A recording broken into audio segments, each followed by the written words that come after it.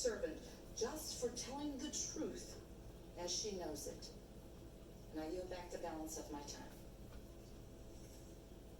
Gentlelady yields back. Mr. Stanton. Thank you very much, Mr. Chairman, and thank you to our outstanding witnesses here today. President Trump has declared that he will not comply with congressional subpoenas. This blanket categorical disregard of the legislative branch began with the president's refusal to cooperate with regular congressional oversight and has now extended to the House's constitutional duty on impeachment, the reason why we are here today. This disregard has been on display for the American people. When asked if he would comply with the Don McGahn subpoena, President Trump said, quote, "Well, we're fighting all the subpoenas," unquote. Now, we've discussed here today the obstruction of Congress, article impeachment against President Nixon. But I think I'd like to go a little bit deeper into that discussion and juxtapose it with the President Trump's actions. Professor Gerhardt, can you elaborate on how President Nixon obstructed Congress and how it compares to President Trump's actions?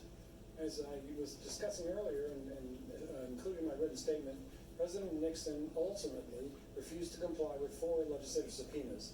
These were zeroing in on the most incriminating evidence he had in his possession. So he refused to comply with those subpoenas, became the basis for that 3rd article, and he resigned a few days later.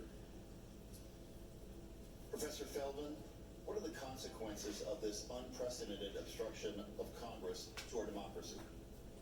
For the president to refuse to participate in any way in the House's constitutional obligation of supervising him to impeach him breaks the Constitution.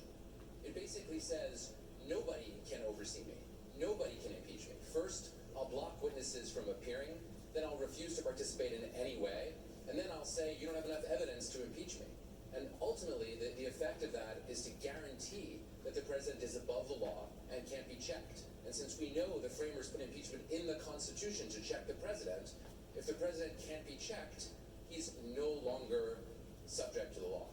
Professor Gerhardt, would you agree that the president's refusal to comply with congressional subpoenas invokes the framers' worst fears and endangers our democracy? It does, and one way in which to understand that is to put all of his arguments together and then see what the ramifications are. He says he's had intent not to comply with all subpoenas.